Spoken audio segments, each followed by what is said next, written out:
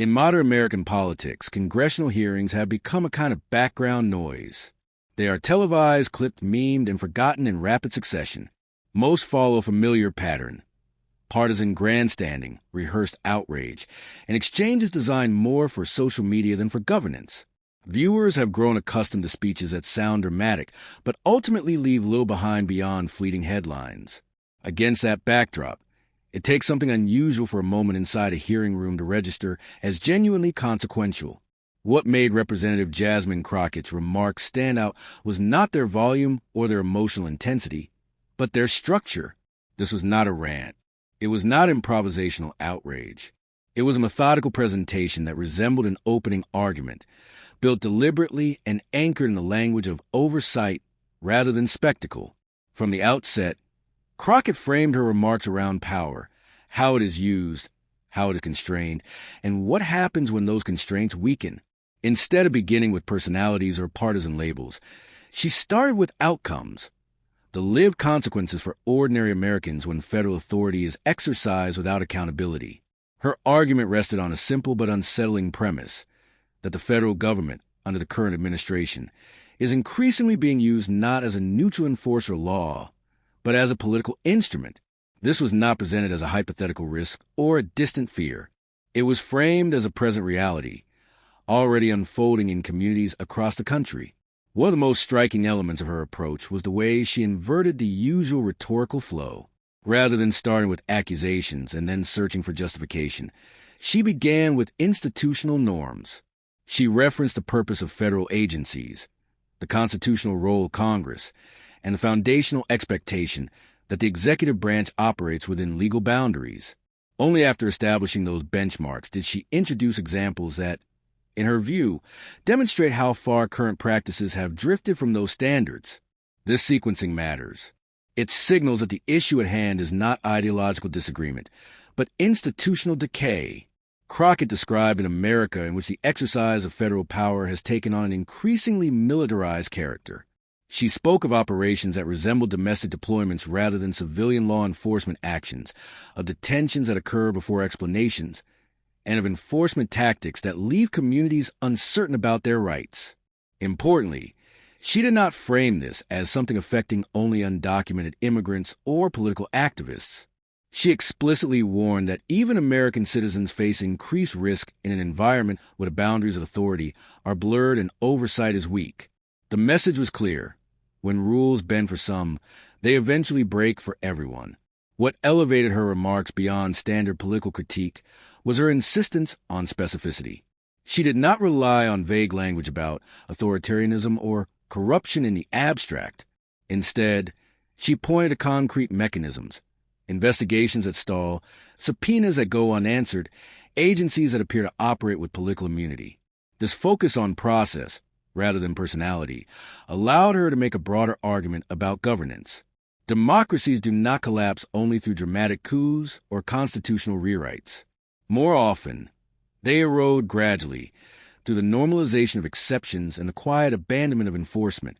Central to her argument was the role of Congress itself. Under the Constitution, Congress is not merely a legislative body. It is a co-equal branch charged with oversight of the executive.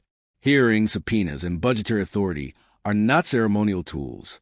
They exist precisely to prevent the concentration of unchecked power. Crockett accused congressional Republicans of abandoning this responsibility, not through explicit declarations but through inaction.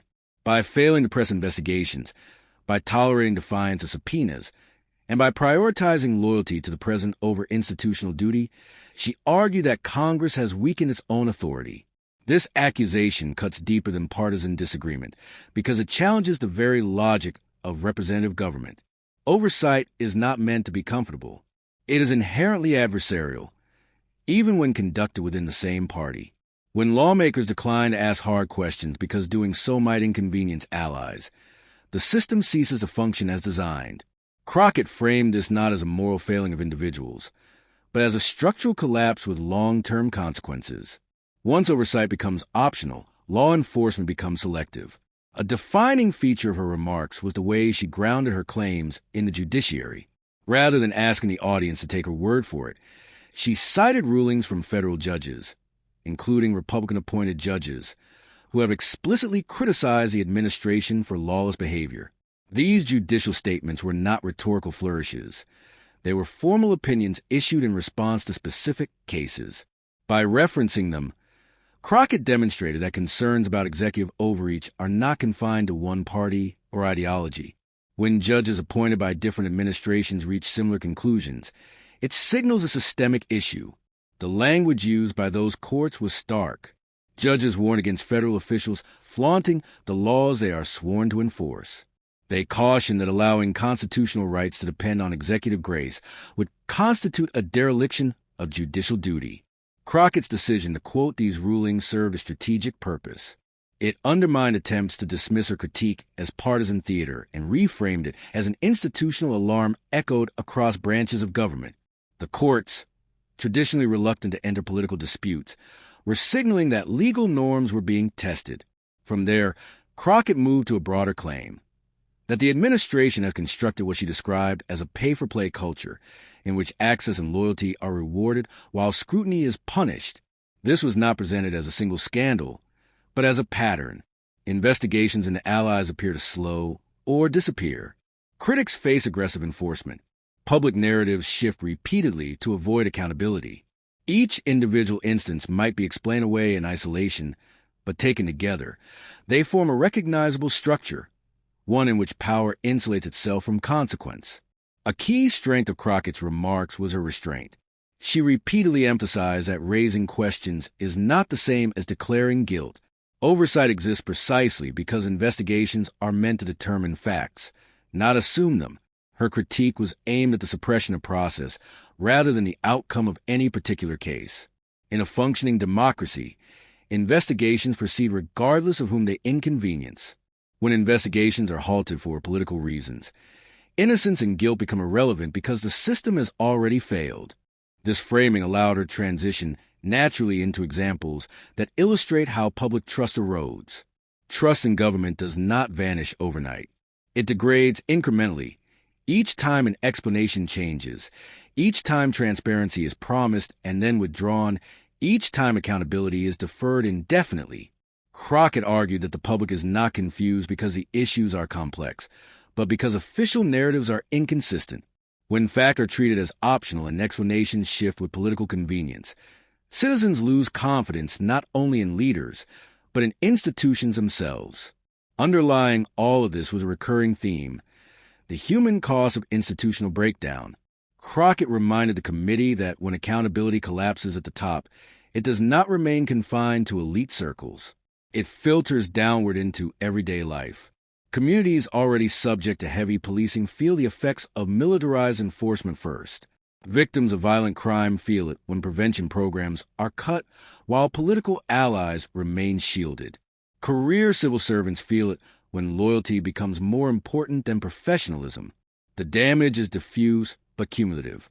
Another notable aspect of her presentation was her refusal to isolate corruption as a moral aberration. Instead, she described it as a predictable outcome of unchecked power. When systems lack enforcement, incentives shift.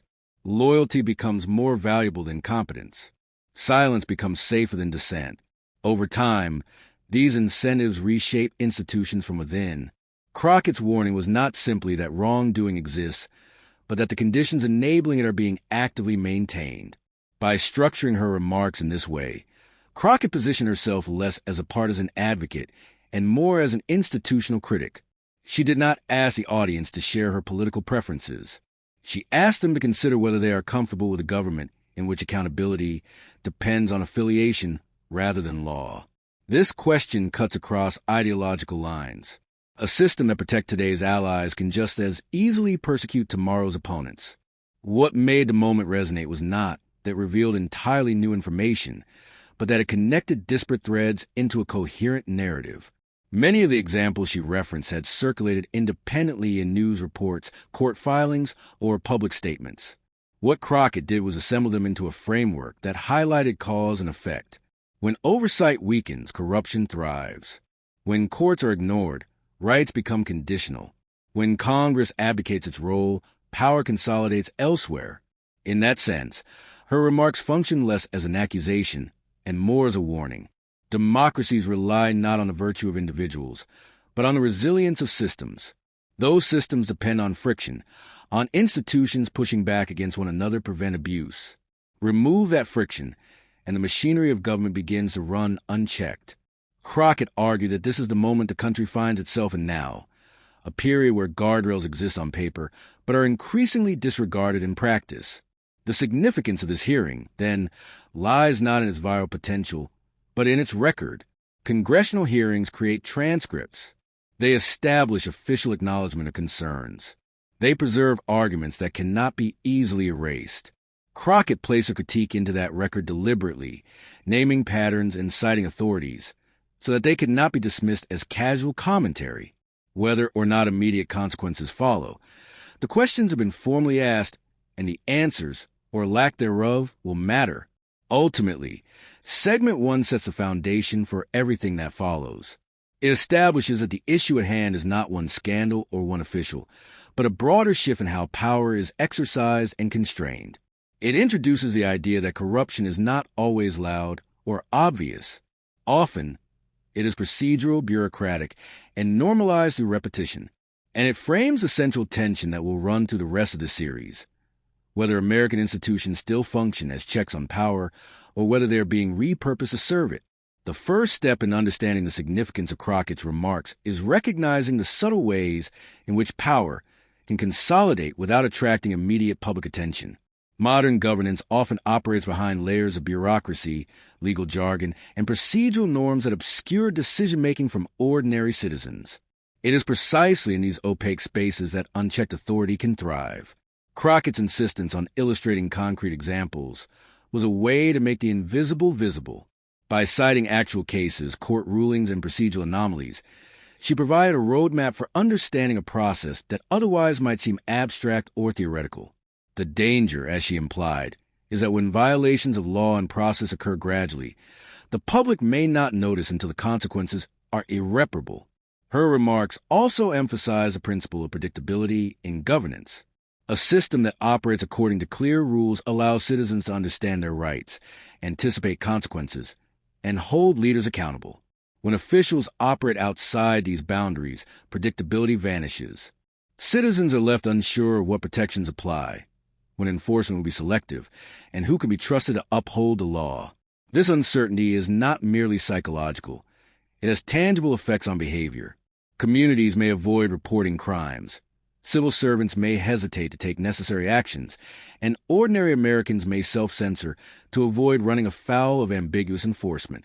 Crockett framed these consequences as inevitable results of a government that prioritizes loyalty and expedience over the rule of law.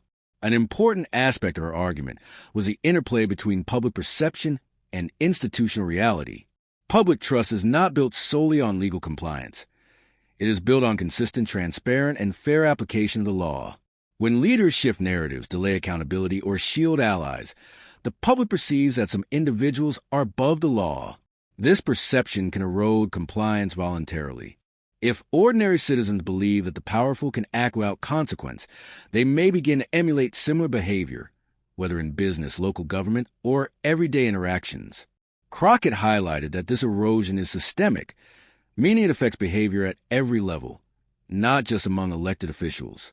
Crockett also foregrounded the principle of proportionality in enforcement.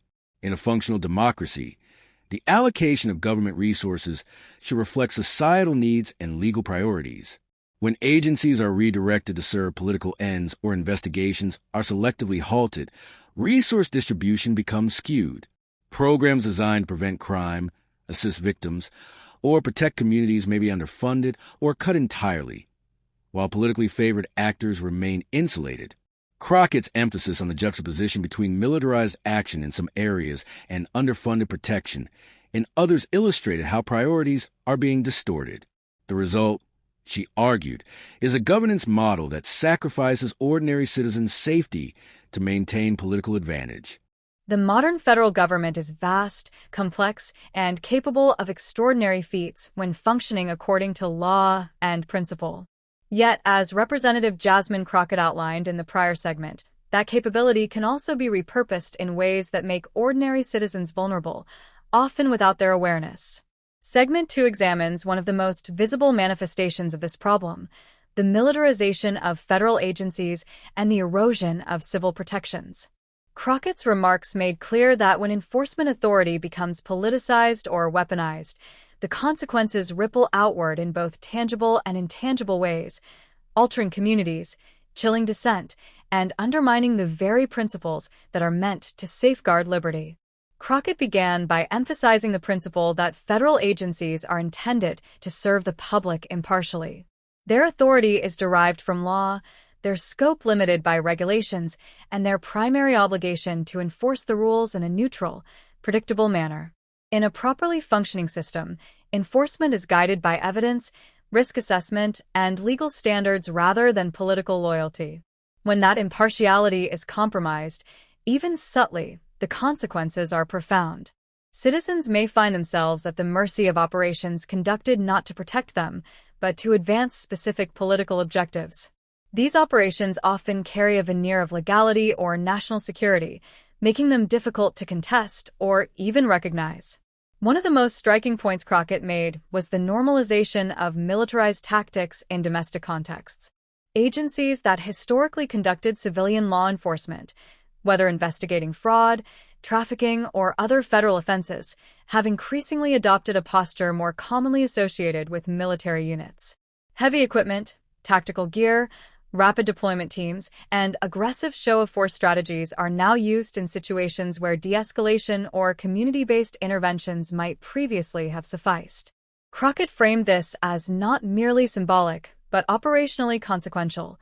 The use of military-style tactics in civilian spaces increases the risk of harm, escalates routine encounters, and erodes trust between law enforcement and the communities they serve.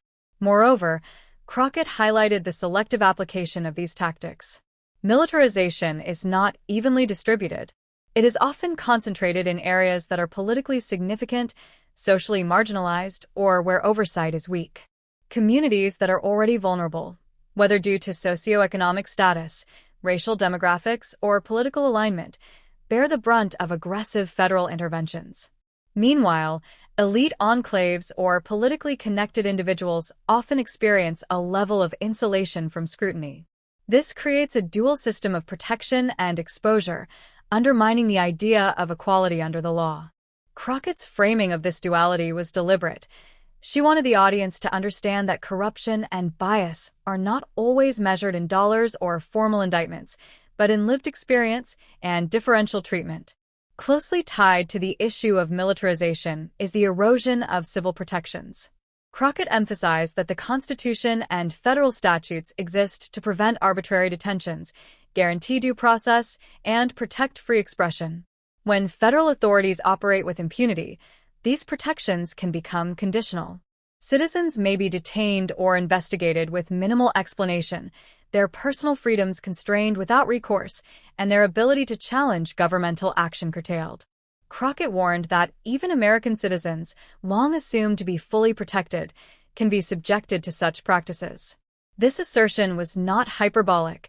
It reflected documented instances in which enforcement actions appeared politically motivated, disproportionately punitive, or procedurally irregular. Crockett also drew attention to the cumulative psychological effect of these practices. Beyond the immediate risk of harm or detention, militarized operations create an environment of fear and uncertainty. Residents in heavily policed or surveilled areas may self-censor, avoid public spaces, or refrain from exercising lawful rights due to the perception of omnipresent oversight. Businesses, schools, and civil society organizations may also alter their operations to avoid drawing attention.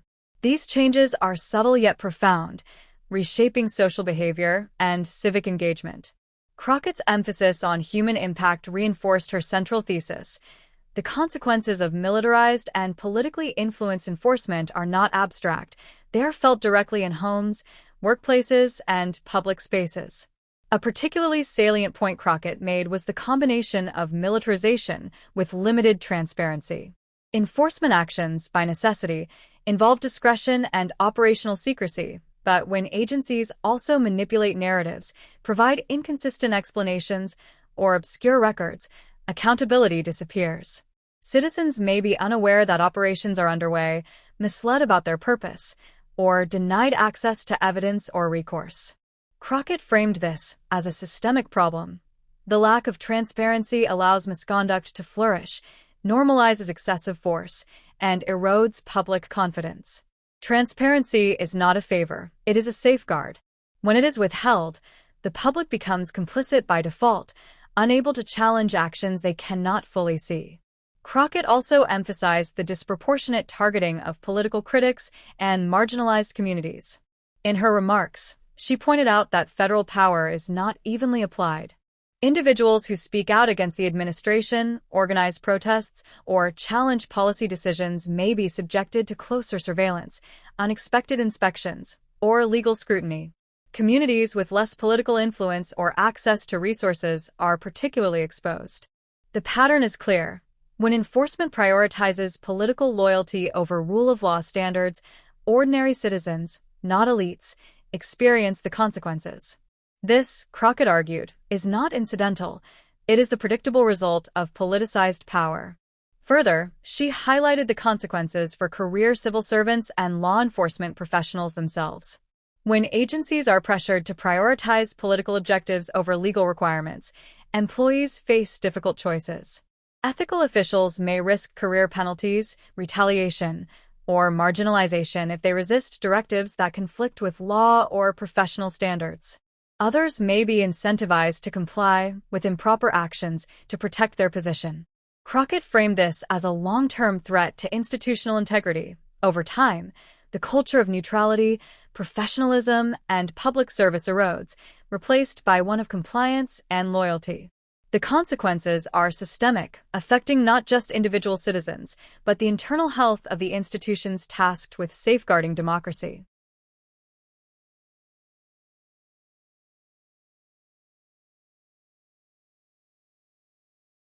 Jasmine Crockett's remarks.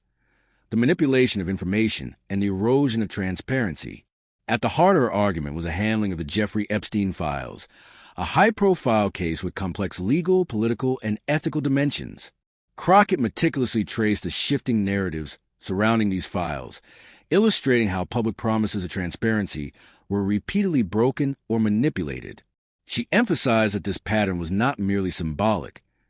It reflected a deeper erosion of trust in government and demonstrated how selective disclosure can serve political ends rather than public accountability. The Epstein case, she argued, was not just about the crimes themselves, but about the process by which information is controlled, withheld, and reframed to protect powerful actors. Crockett outlined the sequence of events as an illustration of institutional dysfunction. Initially, the administration publicly committed to releasing the Epstein files, promising the public a degree of transparency regarding one of the most notorious sexual predators in recent history. At first glance, this promise suggested a commitment to accountability and to the victims whose lives had been devastated by Epstein's crimes. However, subsequent actions created confusion and uncertainty. Public photo opportunities suggested that the files were on the desk, yet in reality, they appeared to be inaccessible. Official statements vacillated between acknowledgement and denial, ultimately culminating in claims that the files were a partisan hoax. Crockett used this timeline to show how repeated shifts in the official narrative undermine public trust. She emphasized that the manipulation of information carries real consequences for public perception and institutional credibility. When the government promises transparency but fails to deliver, citizens begin to question not only the specific matter at hand, but also the reliability of other government communications. Crockett argued that the Epstein files example is emblematic of a broader pattern in which political expediency overrides procedural norms. This pattern signals to the public that accountability is negotiable, contingent on political utility rather than law or principle. In other words, when transparency is conditional, trust is systematically eroded. Crockett further highlighted the ethical dimension of selective disclosure. While the existence of sensitive information may necessitate confidentiality for legal or security reasons, the problem arises when secrecy is used to shield powerful individuals from scrutiny. In the case of Epstein, Crockett noted that public attention had already revealed the involvement of influential figures. Yet, The administration's handling of the files created a perception that high-level connections could influence access to evidence, the timing of disclosure, and the framing of narratives. The message conveyed to ordinary citizens is stark. Some actors operate under different rules, and their accountability is negotiable. Crockett framed this as a systemic issue, not a matter of isolated incompetence. Another critical element of her remarks was the impact on victims and advocates. Crockett pointed out that individuals who had suffered under Epstein's crimes were not merely seeking public attention. They were seeking justice, clarity, and institutional acknowledgement of wrongdoing. When official channels of disclosure and investigation fail, victims are left marginalized, and their ability to pursue legal or social redress is compromised. Crockett's analysis highlighted that selective transparency does not only affect abstract governance, it has concrete human consequences. The erosion of accountability directly harms those most vulnerable to the systems it is meant to protect. Crockett also examined the role of political narrative in shaping public perception. Shifting explanations, contradictory statements, and a reframing of events as partisan attacks all serve to confuse the public and dilute the urgency of accountability. In the case of the Epstein files, initial commitments to transparency were reframed as partisan hoaxes or trivialized by strategic messaging. Crockett emphasized that this manipulation is deliberate. It shifts attention away from substantive questions, discourages investigative reporting, and creates an environment in which public concern is treated as political theater rather than legitimate scrutiny. This strategy, she argued, reinforces a pattern of selective accountability, wherein political loyalty or social proximity to power determines the treatment of evidence and individuals. Another point Crockett raised was the broader institutional message this sends. When high-profile cases involving powerful figures are mishandled or obfuscated, it establishes a precedent. Future leaders and officials may interpret such inaction or manipulation as tacit approval, emboldening similar behaviors. Agencies and offices that rely on procedural norms may gradually adjust their internal culture, prioritizing political survival over impartial enforcement. Crockett framed this as a structural concern. The handling of the Epstein files is a case study in how procedural manipulation at the top cascades through institutional culture, affecting the behavior of employees and officers across federal agencies. Crockett also examined the role of political narrative in shaping public perception. Shifting explanations, contradictory statements, and the reframing of events as partisan attacks all serve to confuse the public and dilute the urgency of accountability. In the case of the Epstein files, initial commitments to transparency were reframed as partisan hoaxes or trivialized by strategic messaging. Crockett emphasized that this manipulation is deliberate. It shifts attention away from substantive questions, discourages investigative reporting, and creates an environment in which public concern is treated as political theater rather than legitimate scrutiny. This strategy, she argued, reinforces a pattern of selective accountability, wherein political loyalty or social proximity to power determines the treatment of evidence and individuals. Another point Crockett raised was the broader institutional message this sends. When high-profile cases involving powerful figures are mishandled or obfuscated, it establishes a precedent.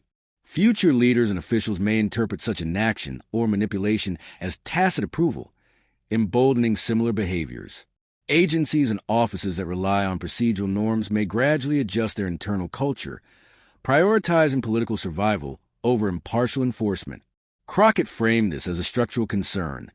The handling of the Epstein files is a case study in how procedural manipulation at the top cascades through institutional culture, affecting the behavior of employees and officers across federal agencies. Crockett also addressed the concept of selective protection, using the case of Ghislaine Maxwell to illustrate her point. Maxwell, convicted for a role in Epstein's trafficking network, was subject to unusual treatment, including the suggestion of potential pardons or sentence reductions by influential political actors. Crockett framed this as emblematic of a broader systemic problem. Accountability appears conditional for individuals with high-level connections, whereas ordinary citizens experience the law as rigid, immediate, and inescapable. The selective nature of justice undermines the principle of equality under the law, eroding confidence in the fairness and legitimacy of governance. The segment further explored the ripple effects on institutional integrity and public trust. Citizens observe not only the direct outcomes of high-profile cases, but also the signals sent by government behavior. When transparency is promised and then denied, or when processes are manipulated to shield allies, public confidence erodes. Crockett emphasized that trust in government is cumulative and fragile. Repeated breaches of process and selective enforcement corrode legitimacy, discourage engagement, and contribute to a broader sense of political cynicism. These consequences are not abstract. They manifest in declining civic participation, skepticism toward law enforcement, and diminished compliance with legal norms. Crockett's remarks also underscore the importance of process over outcome. She did not merely critique individual decisions or point fingers at specific officials. Rather, she framed her argument around the importance of institutional integrity. Accountability mechanisms exist to ensure that actions are scrutinized, evidence is preserved, and decisions are justified according to established rules. When these mechanisms are manipulated or undermined, the entire governance structure is weakened, regardless of the individual outcome in any given case. Crockett highlighted that democracy is maintained not by the occasional enforcement of justice, but by consistent, impartial application of process and law. Another critical theme of Segment 4 was the intersection of political power, media, and public perception. Crockett emphasized that controlling the narrative is a form of power in itself. By shaping what information is released, when it is released, and how it is framed, political actors influence public understanding and, consequently, public pressure. In the case of the Epstein files, the administration's inconsistent messaging served to obscure accountability, confuse journalists and investigators, and shift focus away from structural or procedural failings. Crockett's analysis framed this as a deliberate strategy of information control with tangible implications for oversight, governance, and civic trust. Finally, Segment 4 situates the Epstein files case within the broader narrative of selective accountability and institutional erosion. Crockett's remarks connected the mismanagement of sensitive information to larger patterns. Militarized enforcement, eroded civil protections, weakened congressional oversight, and institutional incentives that favor loyalty over law. She illustrated that corruption is not always a matter of illegal action alone, but also of systemic dysfunction, manipulation of process, and deliberate obfuscation. By analyzing these dynamics through a concrete, high-profile example, Crockett provided a framework for understanding how selective transparency undermines governance, accountability, and trust. Segment 4 closes with a clear takeaway. Transparency is not optional in a functioning democracy. The selective disclosure of information, manipulation of narratives, and shielding of influential actors may produce short-term political advantage, but they also carry long-term consequences for institutional integrity, public trust, and civic engagement. By tracing the Epstein files journey from promised transparency to obfuscated outcomes, Crockett emphasized that process matters as much as outcome. In this context, accountability is not only a legal or procedural necessity, it is a social imperative that affects every citizen's confidence in the fairness and legitimacy of government.